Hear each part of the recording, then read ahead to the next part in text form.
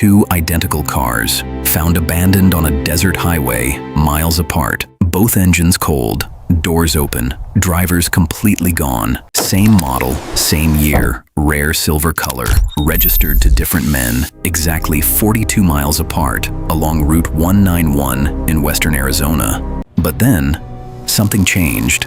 In the official timeline reports, cars were reported within 9 minutes of each other that morning.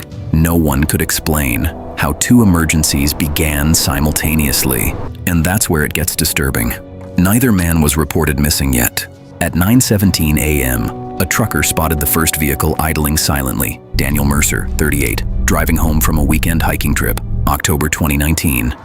Temperatures dropping across northern Arizona high desert. If mysteries like this pull you in, Vault of Myths uncovers what the world forgot. Daniel told his wife he'd arrive in Phoenix by 1:30 for dinner. Cell records confirmed his phone pinged near mile marker 203 at 9:11 a.m. 8 minutes later, another call from 42 miles south.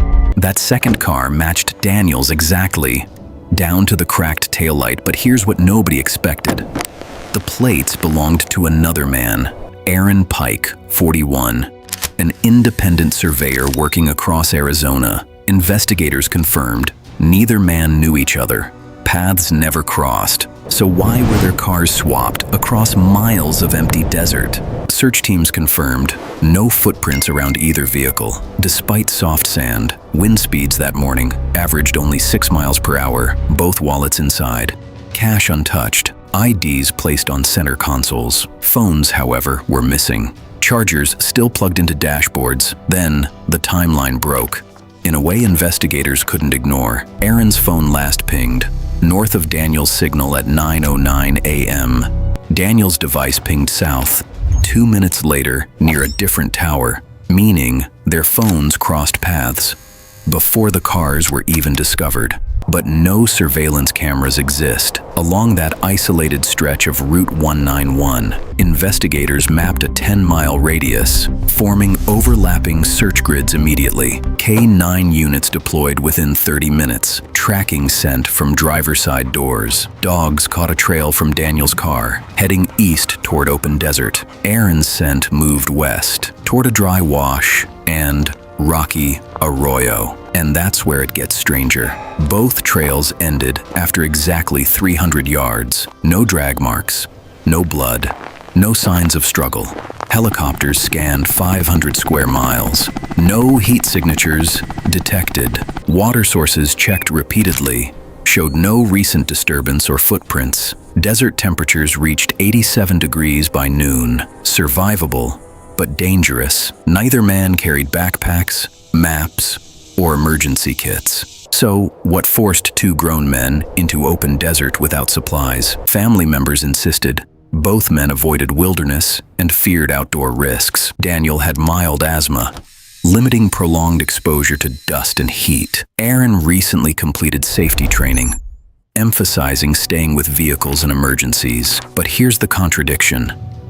Both engines showed recent activity before discovery. Fuel levels indicated each car traveled at least 120 miles that morning, yet neither family reported parties' unusual detours or calls before phones went silent. At 8:52 a.m., Daniel texted his wife a photo of clear skies. Metadata placed that image, size 30 miles north of his car, contradicting tower records. Aaron made a 2-minute call at 8:55, tied to a client about survey work. That client stated, Aaron sounded calm, unhurried, no distress whatsoever. But then something changed. Within 14 minutes, both phones stopped transmitting. No outgoing texts, no calls. As if powered down simultaneously. Investigators couldn't determine if batteries died or devices were disabled externally. Then a rancher came forward with unexpected information about headlights before sunrise. He reported 2 silver cars speeding northbound at 8:40, less than a mile apart. Stories like this rarely make sense. That's why Vault of Myths keeps digging. The rancher insisted both drivers appeared alone through the windshields, but that sighting places both cars together, contradicting later cell tower data. meaning the swap likely occurred within a narrow 30-minute window. Investigators searched for tire patterns, hoping to trace directional travel paths, but wind had hardened the sand layer, obscuring the impressions they needed. Then, another detail surfaced. Both steering wheels carried unidentified partial prints. Those prints matched neither Daniel nor Aaron, according to the state crime lab. So who else drove those cars? And why leave no other trace? And that's where it becomes deeply unsettling. A third phone ping appeared briefly. At 9:05 a.m., an unknown device connected to the same tower serving both men. That device transmitted for only 34 seconds, then disappeared completely. The number was prepaid, unregistered, purchased with cash days earlier. No surveillance footage showed who bought that phone from the convenience store, but the store sat just 12 miles from Daniel's route along the same corridor. Experts suggested possible signal interception, though evidence remained thin, meaning someone could have mirrored their signals, creating false tower locations. But no one knows what really happened inside those 14 minutes. Search grids expanded another 20 miles, covering abandoned mines and dry riverbeds. Divers checked 2 reservoirs. No submerged vehicles. No bodies. Weeks passed. No credible sightings across Arizona or neighboring states. Bills went unpaid. Jobs abandoned. Families left waiting for answers that never came. Private investigators retraced both routes, attempting to replicate fuel usage patterns.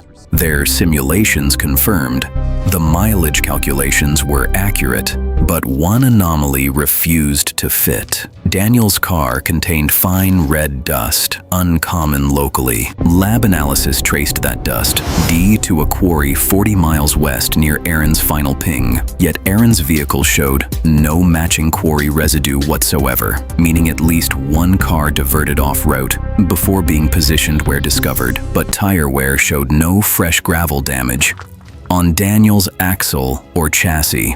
So how did quarry dust reach his interior without visible detour evidence? And why were both men separated from working vehicles in survivable conditions? Survival experts confirm staying with your car increases odds dramatically in desert terrain. Neither windshield displayed cracks that might explain sudden abandonment. Then the case went quiet for 11 months, until a hiker found something unexpected. A single key fob, half buried in sand 8 miles east. Serial numbers confirmed it belonged to Aaron's vehicle. Though his car was north, dogs reintroduced to the scent stopped at the same 300-yard mark again. But there were no footprints around the key fob. Despite softer sand, wind records showed calm conditions during the previous 48 hours. So who placed the fob there months later, and why leave it exposed? Investigators reopened the case, but leads dissolved quickly under scrutiny. Phone companies retained no additional data beyond initial logs. Financial records showed no unusual withdrawals or secret payments before disappearance. Friends denied knowledge of conflicts, debts, or hidden relationships. No one knows what really happened on that highway between 8:40 and 9:17 a.m. The final confirmed sighting remains the rancher's report of 2 cars together. After that moment, their movements fracture into unexplained fragments. Last coordinates place Daniel near mile marker 203 facing east. Aaron's final ping registered 42 miles north near a bend in Route 191. K9 units lost both scents at identical distances, precisely 300 yards from each vehicle. 2 cars, 2 drivers, while 2 vanished trails ending in empty desert silence. One key fob appears months later, without footprints, as if placed by unseen hands. A third phone connects briefly, then disappears forever. More questions than answers. Quarry dust travels east, without a recorded detour, challenging every reconstruction, and 14 missing minutes remain unaccounted for in official timelines today. What forced them from safety into exposed desert without water or visible threat? Who drove their cars apart? and walked away unseen, leaving engines cooling. Why were phones silenced at nearly the same second across distant locations? Was the third device coincidence or calculated interference to scramble digital trails? How did quarry dust cross 40 miles without leaving residue in Aaron's vehicle? And who returned months later to drop the key fob onto undisturbed sand? Families still wait for answers as birthdays pass without calls or closure. Search grids have faded, but questions remain sharp, etched into those desert maps. Some believe abduction, others coordinated disappearance, yet no evidence supports either theory. The desert keeps its secret still. Subscribe to Vault of Myths for more dark mysteries.